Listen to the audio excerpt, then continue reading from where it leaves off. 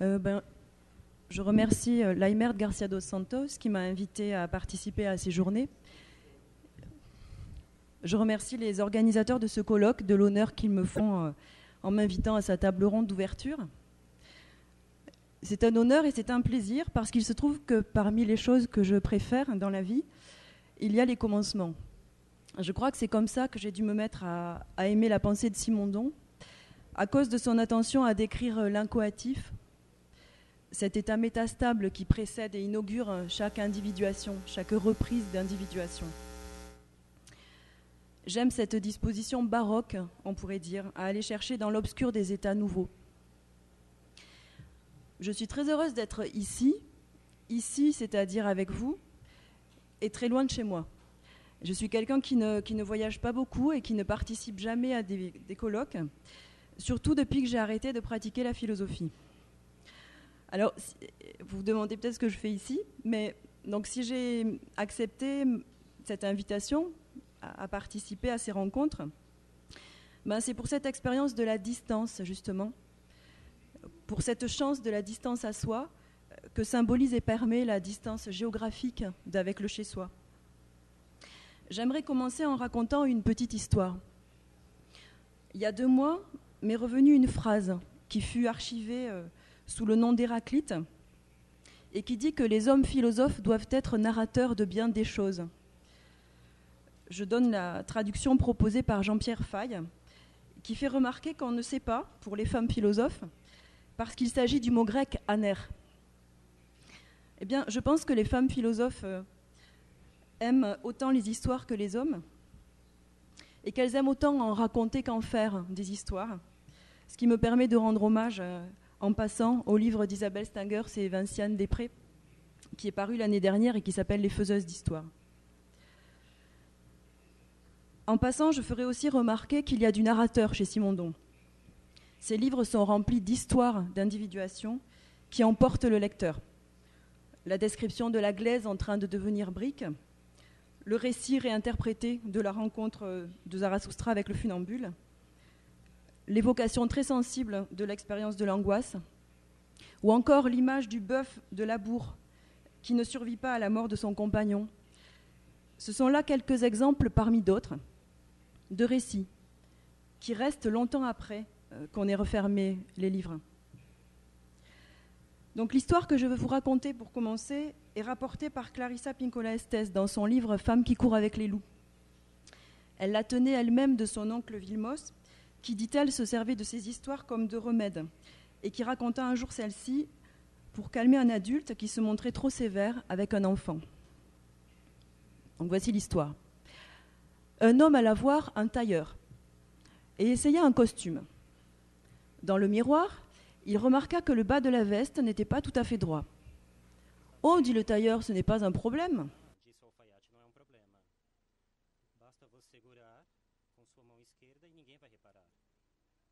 O cliente obedeceu, mas então notou que o forro estava aparecendo pouco. Ah, disse o alfate, não é nada. Vire pouco a cabeça e cubra-o com o queixo, não se verá mais. O cliente concordou, mas então notou que o cós da calça não era comprido o suficiente, que incomodava entre as pernas. Ah, disse o alfaiate, não é problema. Puxe pouco com sua mão direita e tudo ficará perfeito. O cliente aceitou e comprou o terno.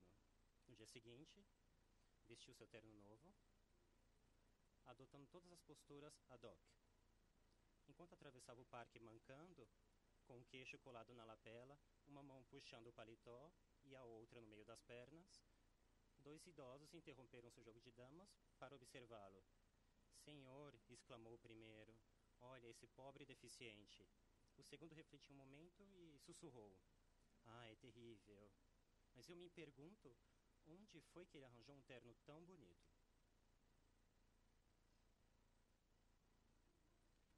Poderíamos entender esse conto como uma narrativa ilustrando a diferença entre o ser e a aparência, pois ao contrário dos 2 idosos, sabemos que o homem não é deficiente, que é seu terno que o faz parecer como tal. Do ponto de vista das nossas formas de ser, da nossa forma de habitar o mundo, não há diferença entre o ser e a aparência. Somos o que nossos trajes nos fazem ser. É É uma história que chama a atenção para o fato de que muitos ternos mal cortados podem nos fazer parecer deficientes. Uma história que fala da importância de não nos deixarmos levar pelas expectativas de ouvir dos outros que belo terno. Clarissa Pinkola Estés, depois de ter relatado essa história, a reação do segundo idoso é de fato uma reação comum em nossa cultura, com relação à mulher que desenvolve uma persona perfeita, mas que deve se mutilar para conseguir conservá-la. É verdade, ela é deficiente, mas vejam como ela parece impecável, como ela faz bem as coisas, como ela tem sucesso. Esse conto nos fala de uma maneira de pensar pode se tornar para o vivo pensante integrar um terno mal cortado, um entrave. Mas ao mesmo tempo, graças ao humor, ele faz o contrário do que defende. E é por isso que eu vim com este conto, para ter coragem. Há quase 10 anos, defendi uma tese de filosofia que se intitulava A Vida Inseparada. Essa tese foi publicada há um ano com o subtítulo Vida e Sujeito no Tempo da Biopolítica. Isso para situar do que se trata, já que meu discurso consiste em contar para vocês um trecho. Minha tese tinha como ponto de partida as análises de Michel Foucault sobre o biopoder.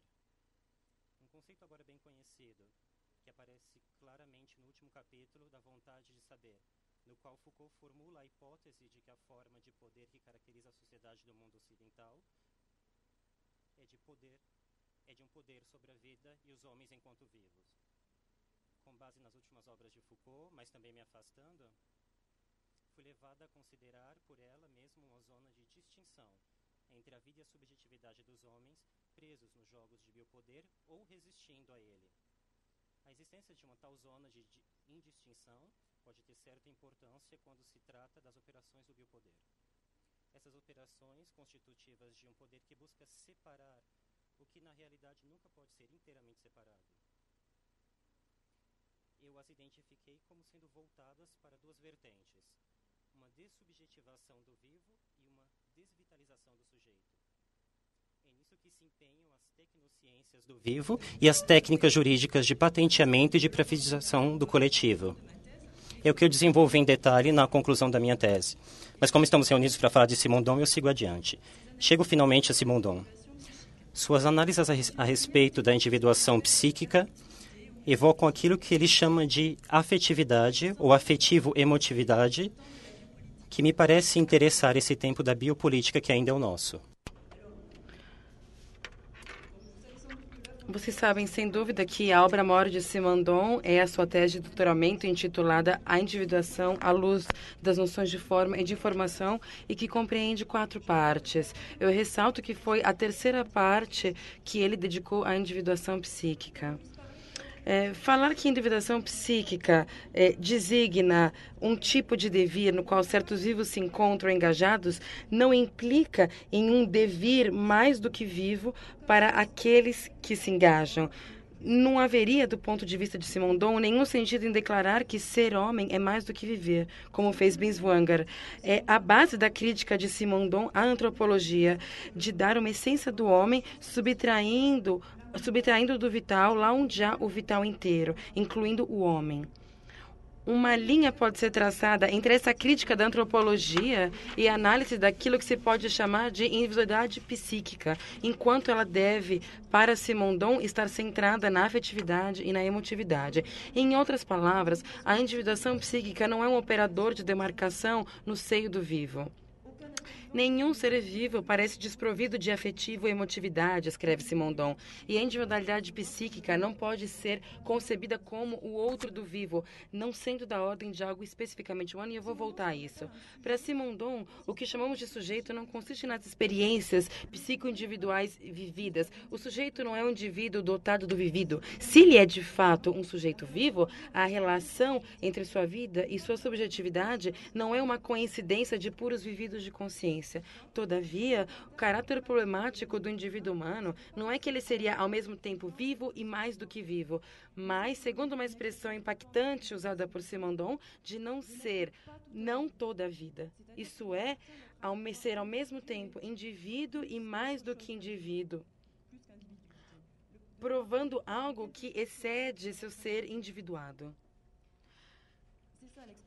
Isso é a experiência do transindividual, é a experiência desse excesso.